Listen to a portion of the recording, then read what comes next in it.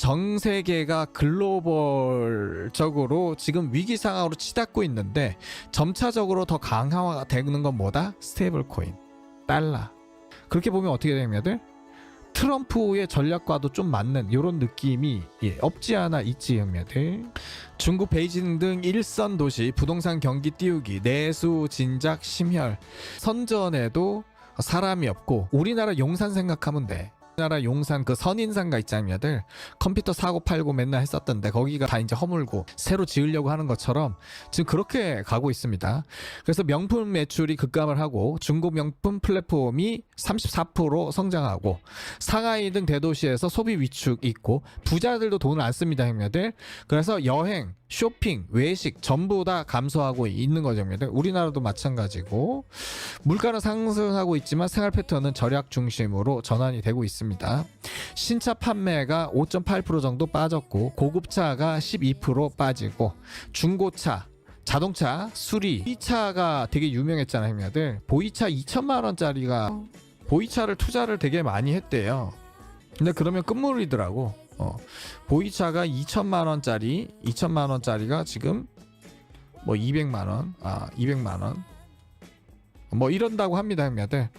근데 이 차도 엄청 많대. 지금 지하 창고에 30년 동안 중국인들이 마실 수 있는,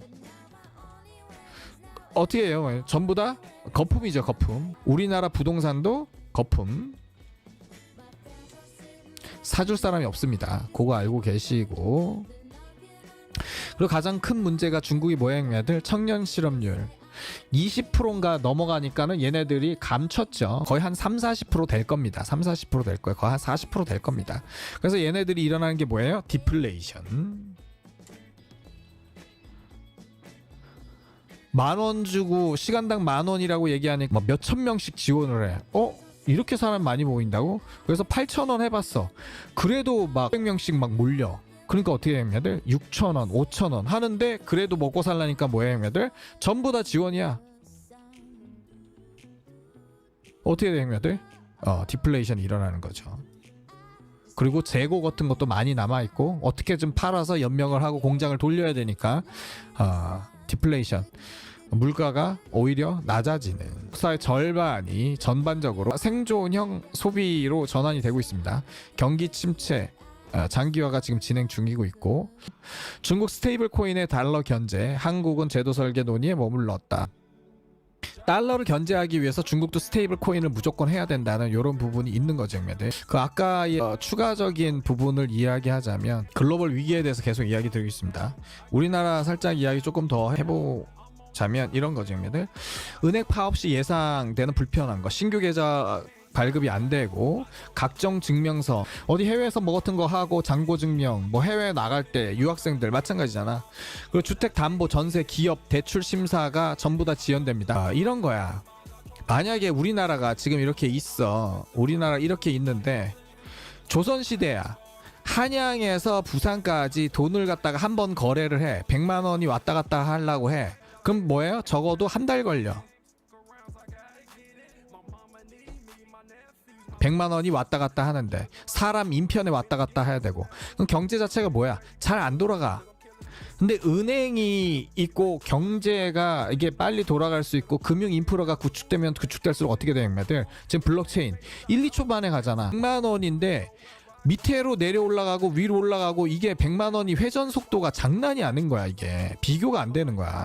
그런 느낌으로 보시면 되겠습니다. 이 전체가 한번 돈이 사이클이 시중에 돌고 다시 은행에 예치되는 이런 사이클로 봤었을 때 주택담보, 전세, 기업대출 심사 이런 게 전반적으로 다 늦어지는 거야. 국가 경쟁력이 떨어지는 거야. 현금 부족, 추석 앞두고 인출 대란이 일어날 수도 있고, 콜센터, 금융사고. 그러니까 형님들 누나들 뭐 보이스피싱이나 출금 정지 시키려고 전화를 하려고 해. 끝나는 겁니다. 기업 대출 자금 결제 환전 업무 안 되죠. 달러 바꾸고 뭐 이런 거. 이게 은행 파업이 되면 이렇다고. 그 국제 신용도까지 그냥 다 추락되는 이런 상황입니다. 홍콩 스테이블 코인 발행 허가 절차 개시. 스테이블 코인 진행한다는 거. 시안강에서 헬스키 그룹 5억 달러 규모의 디지털 자산 재무 펀드를 출시했습니다. 미 달러 스테이블 가속화 속에 중국이 있습니다. 중국은 미 달러 스테이블 코인을 견제하기 위해서 위안화 스테이블 코인을 진행 중이지만 중국은 값싼 노동력으로 지구의 공장이 되었지만 지금은 산업 전반에서 경기 침체가 진행 중입니다. 중국 부자들은 중국을 탈출하고 있고 청년 실업은 사상 최대입니다. 중국 정부가 은폐한다고 얘기했죠. 일자리 부족으로 인해 값싼 임금을 제시해도 사람을 구해야 할 수 있는 상황으로 인플레이션이 아닌 디플레이션이 진행 중이라는 거.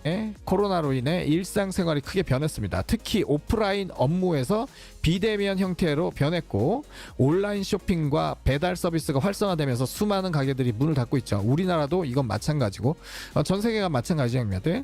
만약 글로벌 경기 침체가 진행된다면 전 세계 자본은 스테이블 코인으로 흡수될 수밖에 없다는 거. 스테이블 코인 대박이라는 거. 리플사는 RLUSD와 XRP 레저를 통해서 국가, 은행 모든 곳에 서비스가 가능한 거죠. 시키 그룹이 직접 보유하는 게 아니라 마이크로 스트리트처럼 이런 회사에 투자를 한다는 거죠. 그래서 기업에 투자하는 간접 투자 방식으로 진행한다는 겁니다. 전통 ETF와 달리 24시간 변동성이 높은 암호화폐 시장에 맞춰서 정기구독 환매가 가능한 구조라는 거. 완샹그룹이 모회사라고 그랬죠. 완샹그룹이 모회사라고 그랬고 이 대기업이 2015년 이더리움 초기 투자했던 데가 완샹그룹입니다. 완샹 블록체인 연구소 설립을 2015년도 했습니다. 형님들 코인 알기도 전이죠. 형님들 완전 알기도 전. 그래서 요 그룹 바로 위에가 완샹그룹인데 그때가 이더리움 초창기 투자한 회사가 이 완샹그룹. 그냥 중국에서 코인의 역사라고 보시면 되겠습니다. 이때 저스틴 선하고 다 나오죠. HSBC, ICBC, 홍콩 스테이블 코인 라이센스 신청해서 지금 스탠다드 이쪽에 갖고 진행되는 거. HSBC 스탠다드 차타드 다 나오죠. 여기 리플 행사, 디센트도 들어가 있고, 토큰 버스트, 유투데이, 크립토닷컴도 오네요. 블록미디어도 오고. 지금 뭐예요? 전체적인 상황이 비컷 기대, 미증시 전부 다 사상 최고치 이렇게 가고 있죠. 국내 금 거래량 사상 1톤 돌파, 금값도 사상 최고, 모든 게 사상 최고치로 가고 있는데 지금 아이러니하게도 전 세계는 뭐다? 전쟁 중이죠. 전쟁 중이라는 거, 그것을 알고 계셔야 되겠습니다. 그 부분이 중요하다는 거. 미국의 M2 통화량 이게 올라가면 무조건 올라간다고 그랬습니다. 해시레이트 마찬가지. 그 부분 알고 계시고, 그리고 블랙락이 코인베이스 커스터디를 통해서 XRP를 인수한다는 소식 끝났죠. 스테이블 코인의 정점에는 뭐가 있다? 여러 가지가 있어. 형님들 누나들 아시는 거, 오늘 도천지 들어갔던 그런 자료 있습니다. 고천지에 들어갔던 자료 그런 거 있습니다. 근데 뭐예요? 백그라운드, 백단은 전부 다 뭐가 돌아간다? XRP, 레저, XRP. 시키 같은 경우는 지금 리플하고 SBI하고 지금 협력을 하고 있습니다. 그래서 한국 들어가면 그냥 한중일, 미 그렇게 된 거야. 한중일 XRP 이렇게 들어가는 겁니다. 중국 정부는 암호화폐를 공식적으로 금지하면서도 국영 기업들은 XRP 레저 기반의 글로벌 결제 인프라에 전략적으로 참여하고 있죠. 특히 완샹그룹 해시키가 XRP 생태계에 투자를 확대하고 있습니다.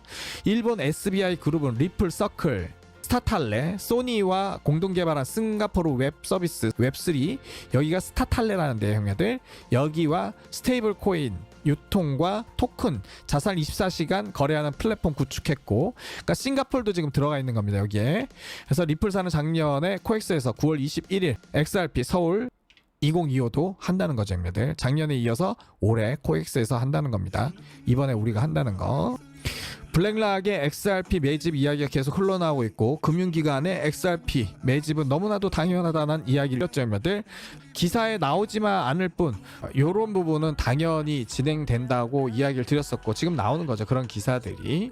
코인베이스 XRP 보유량 7천만 개 급감, 블랙록의 기관 수요 때문에 이런 이야기 있었다고 했었죠. 그리고 코인베이스 블랙록으로 ETF 기대감에 3달러 회복. 이게 블랙락이 이번에 대박인 게 또 스웰에 참석한단 말이야, XRP 행사에. 그래서 50달러 XRP의 트리거. 전문가는 대부분 사람들이 우리가 얼마나 50달러의 근처에 있는지 잘 모릅니다. 아시겠죠? 그냥 스쳐도 50불이다 이런 이야기가 지금 계속 나오는 게 이런 거죠, 형님들. 이제 올라간다면 4달러에서 조금 많이 가면은 45달러, 50달러까지 갈 수 있는 이런 부분이 있습니다. 근데 보시면 아시겠지만 언제든지 치고 나가도 이상하지 않은 구간이야, 연두색 구간이. 아시겠죠, 형님들? 연두색 구간을 갈 수가 있어. 치고 나갈 수 있단 말이야. 아직 안 나왔고 지금은 저점이야, 형님들. 그게 포인트야. 지금은 저점 구간이라고. 갈색 구간, 저점 구간입니다, 이게.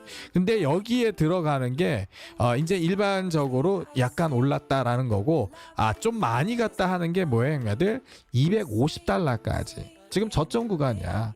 스웨를 항상 11월 달에 했었죠, 형님들. 형님들 누나들이 이제 생각하시는 게 지금 또 빠져서 다시 이제 1달러를 가면 어떡하느냐, 2달러만 가면 어떡하느냐, 그럴 수는 있습니다만, 계속 얘기 드리지만 지금은 이게 매우 저점 기간이기 때문에 무조건 이거 사야 되는 거죠. 800원 이상 가격으로는 전 아직 단 하나의 XRP도 사지 않은 것 같습니다. 사지 않은 것 같아요. 술 마시고 조금 샀는지는 모르겠는데 하여튼 맨정신으로는 확실히 산 적이 없는 걸로 알고 있습니다. 그리고 스텔라는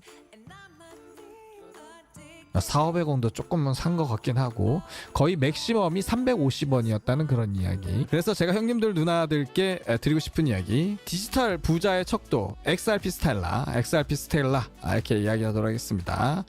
지금 스텔라도 지금 장난이 아닌데 IBM, BIS, IMF 이쪽하고 지금 CBDC, IMF, BIS 그리고 IBM, 머니그램 지금 파트너 다 해갖고 살벌하게 진행 중이고 있죠, 형님들.